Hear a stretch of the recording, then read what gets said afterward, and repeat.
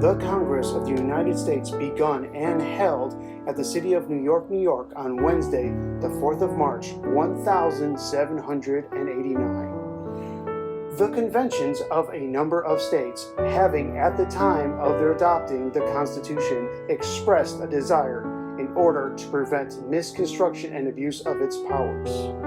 They resolved by the Senate and the House of Representatives of the United States of America. In Congress, they assembled, and 2/3 of both houses concurred that the following articles will be proposed to the legislatures of several states. In addition to the amendment of the Constitution of the United States of America proposed by Congress and was ratified by the legislatures of several states. The following text is a transcription of the first 10 amendments. We will be covering Amendment 2 and Amendment 4. These amendments were ratified December 15, 1791, and form what is known as the Bill of Rights. Amendment 2, a well-regulated militia, being necessary to the security of a free state, the right of people to keep and bear arms shall not be infringed. Amendment 4, the right of the people to be secure in their persons, houses, papers, and effects against all unreasonable searches and seizures shall not be violated, and no warrants shall issue but upon probable cause, supported by oath or affirmation, and particularly describing the place to be searched and the persons to be seized. As you hear from our amendments 2 and 4 out of our massive book of amendments, we have the right as human beings, as American citizens, to bear arms legally and lawfully. I couldn't have said that better myself.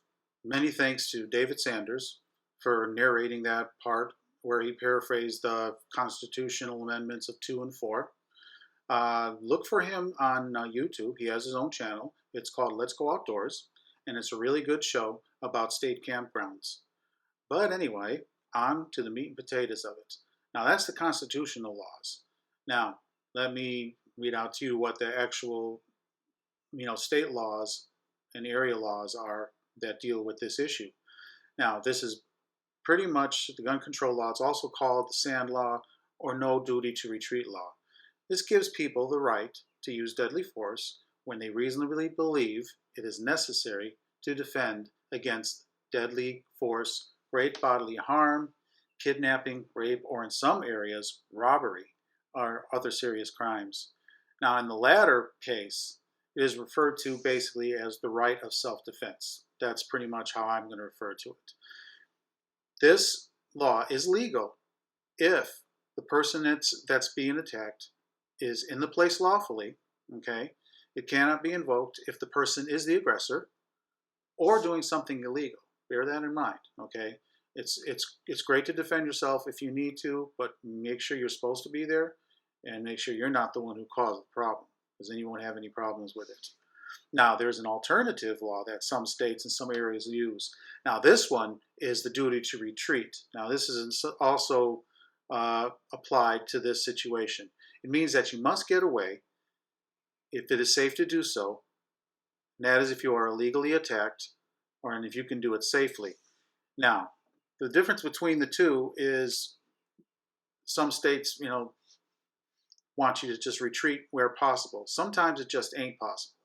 But these are the states that have that as their law. Now, whether it's the stand your ground law or the duty to retreat law, they both bear one thing in common. They do not apply if someone attacks you in your home. That part is called the castle doctrine, which states that you have no duty to retreat if you are attacked in your home, your vehicle, or your place of work. Now, all of this jargon that I'm talking about basically is you have the right to defend yourself. Now, I am licensed to carry, and I'm proud of it. It's one of our unalienable rights, the right to bear arms. This is something that there's been, I like getting these hot button topics. And this is the situation where we have it the same way as it's been before. You have people trying to regulate our use of guns, how we should use them, when we should use them, if we should even have them at all. And I don't believe that's right. I mean, let's face it, the world is a whole lot different than it used to be, And if you can't defend yourself, then you're basically like cattle to the slaughter. So I just think about it that way, because this is just something we have to pay attention to, like everything else in the world. Now, I kind of draw a line as far as automatic weapons go. Now, I know this is kind of something that people talk about as well, but I think automatic weapons is pretty much overkill. That's just my opinion about it. Some people don't agree with me. If you don't agree with me, tell me in the comments why you think that's the case. Why, automatic weapons are good. I mean, because that's a little bit above what I would consider defending yourself. That's overkill.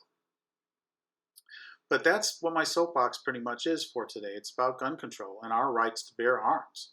This is an unalienable right that we fought and bled for, went to war for. And people like me and the NRA who try to defend gun owners, lawful gun owners, and I said lawful gun owners, because there's a lot of illegal guns out there. Now, the thing about that you guys got to think is just a statement. This is a straight statement. It is not the gun that kills people.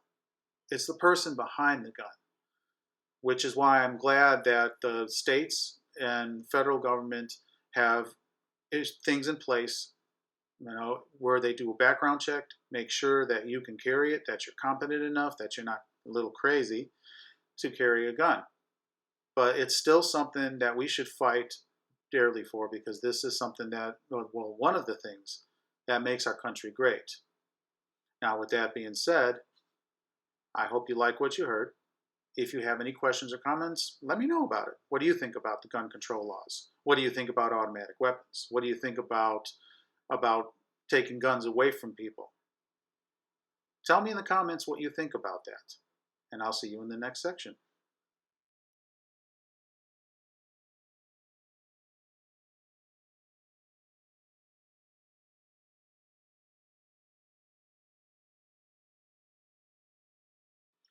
Okay, welcome to the questions and answers section of the show. I have a question for you guys today that's kind of interesting. Curious to see what you guys think of what I talked about. What do you think about the gun control? What do you think about automatic weapons? What do you think about our right to bear arms? Do you think that people are just a little bit paranoid about people who have guns? Do you think that the gun laws are strong enough? Do you think the background checks are thorough enough? I'd like to see what you guys think about that. Just let me know in the comments how you feel about this, because this would be an interesting discussion, because I think there's a lot of different views on either side of this issue. I'm just curious. I really want to see what you guys want to say about that. But for today, that's it. So I'm just going to sign off to my next section, and then we're going to finish up the show for today. Thanks a lot.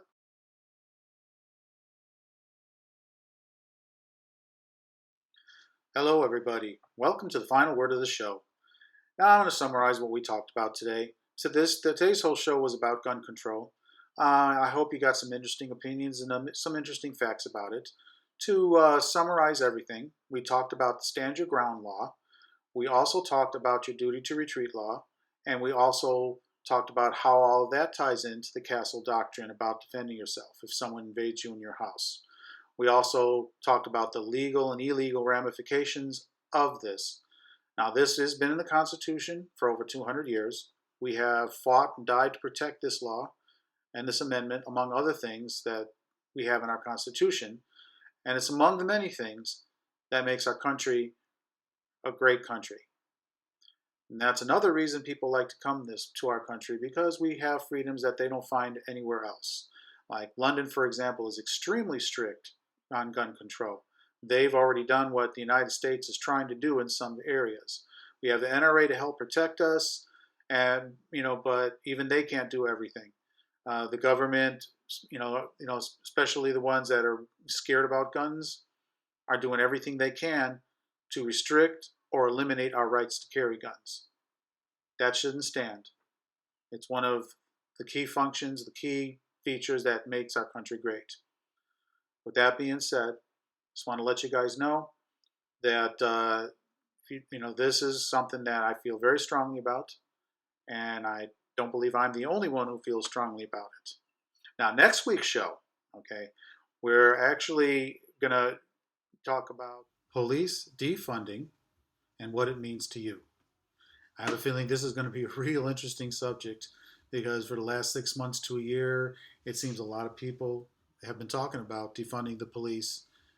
Just, you know, the ramifications, we'll have to see what goes on. And what I will attempt to do next week is I will attempt to talk about the good, the bad, and the ugly in reference to defunding the police. Now, with that, I'm going to sign off for today. I want you guys to be safe, be careful, and be open minded. And I will see you in my next show. Take care, everybody. Bye bye.